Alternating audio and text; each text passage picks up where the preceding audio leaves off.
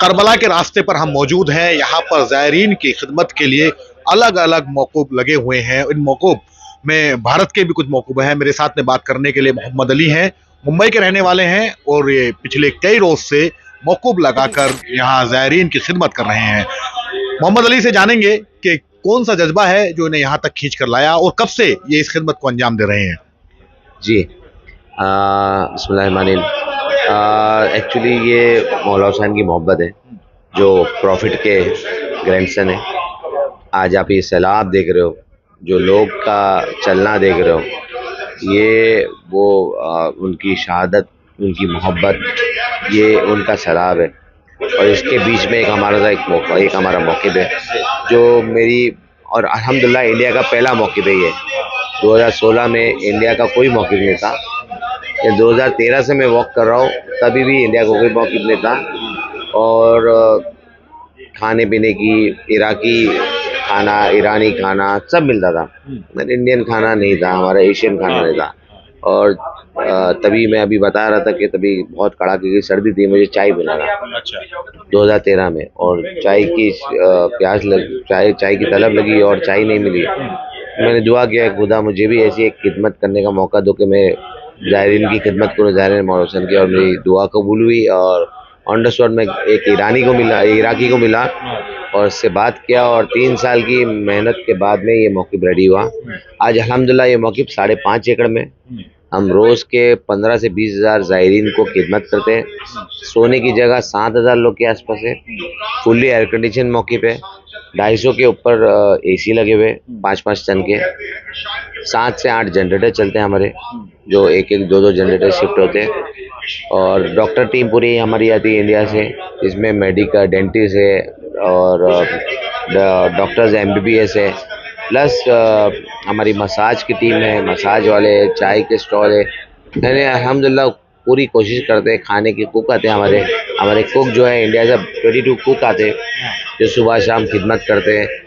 Toilets हमारी उस तरीके से वेस्टर्न टॉयलेट्स हैं, हम टूथपेस्ट, टूथब्रश सब कुछ हम देते हैं।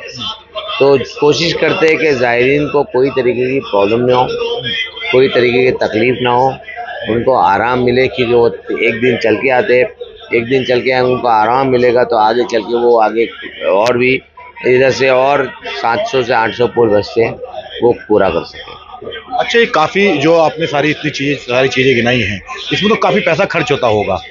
तो मैं ये नहीं पूछूंगा कहाँ से आता है, लेकिन ये पैसा तो खर्च होता ही है ना।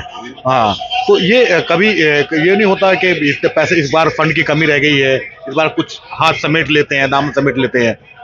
देखो, जिसका काम करते हैं उनका ही पैसा है, तो और देने वाले भी वही है, तो कहाँ से आता है हमको खुद को पता नहीं चलता। तो जहाँ जो भी खर्च होता है वो ऑटोमेटिक आता है, ऑटोमेटिक जो भी चीज़ की ज़रूरत होती है आ जाती है और मिल जाती है।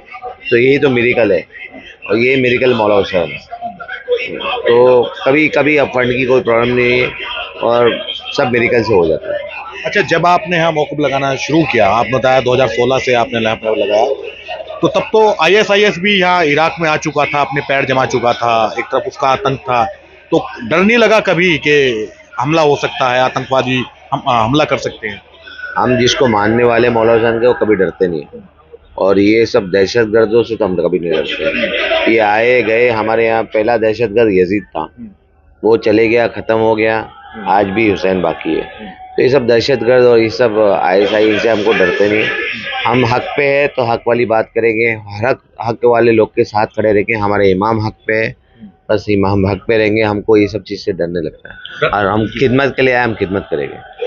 अच्छा, खिदमत के लिए आए हैं, खिदमत करेंगे। कभी कोई ऐसा कोई वाक़या पेश आया कि कोई लोग हैं अपना कुछ सामान भूल गए, फिर उनकी आपने हेल्प करी हो यहाँ पे? क्या हम देख रहे हैं काफ़ी लोग यहाँ पर लगे हुए हैं, बुजुर्ग भी हैं जो लोगों की ज़ायरीन की खिदमत कर रहे हैं, तो कभी उनकी ज़रूरतें भी होती हैं कुछ, तो ये कैसे पूरी हो जाती हैं?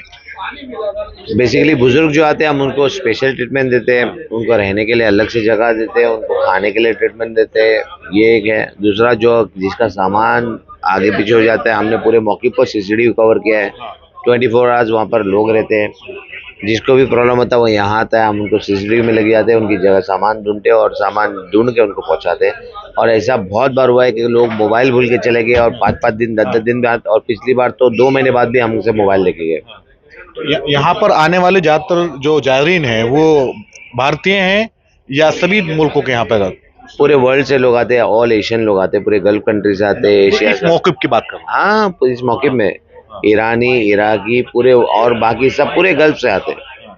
इंडिया से है, पाकिस्तान से है, दुबई से है और कुवैत से, सब जगह से लोग आते हैं। अफ्रीका से आते हैं, लंदन से आते हैं, यूएस से आते हैं। एशियन लोग के लिए फेमस है, बट ईरानी, इराकी बहुत आते हैं। तो सब यहाँ यानी एक जिसके लिए आते हैं मौला हुसैन के लिए, तो वो तो सबके है और ये मौक़िफ़ भी सबका है। एक आखिरी सवाल है, ये खिदमत का जज्बा कहाँ से मिल रहा? मौला हुसैन की मोहब्बत से। और ये जब मैं बताया आपको कि मैं चलता था तो ये लोगों को देखता था, इतनी अच्छी तरह से खिदमत करते थे, तो इनका जज्बा देख के मेरे अंदर जज्बा आ गया कि यार ये इतनी अच्छी खिदमत करते हैं, मुझे भी करना चाहिए, हम इंडियन को भी करना चाहिए। तो वो जज्बे के बाद जो दुआ किया तो दुआ कबूल हुई। तो आज अल्हम्दुलिल्लाह उसी तरीके से कोशिश करता हूँ खिदमत करें जो ये लोग भी करते हैं, इराकी लोग भी जो मौक़िफ़ लगा के करते हैं।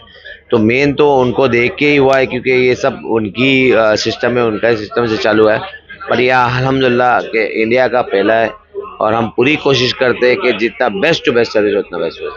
कब तक जारी रहेगा ये अभी अरबईन के एक दिन पहले तक। नहीं, ये जो सिलसिला है खिदमत करने का आपका, इंशाल्लाह मेरे बाद में मेरे बच्चों भी चलेगा और उनके बच्चे के बच्चे के बच्चे के बाद भी चलेगा। ये एक ख़त्म ना होने वाला सिलसिला है, ये कहना है मोहम्मद अली का, जो करबला जाने वाली रोड पर मौक़िफ़ लगाए हुए हैं और यहाँ पर ज़ायरीन की खिदमत कर रहे हैं। इनका कहना है कि खिदमत का ये सिलसिला अगले आने वाली नस्लों तक यूं ही जारी रहेगा और ये खिदमत का जज्बा उन्हें इमाम हुसैन की मोहब्बत से मिलता है। वसीम अकरम त्यागी, करबला।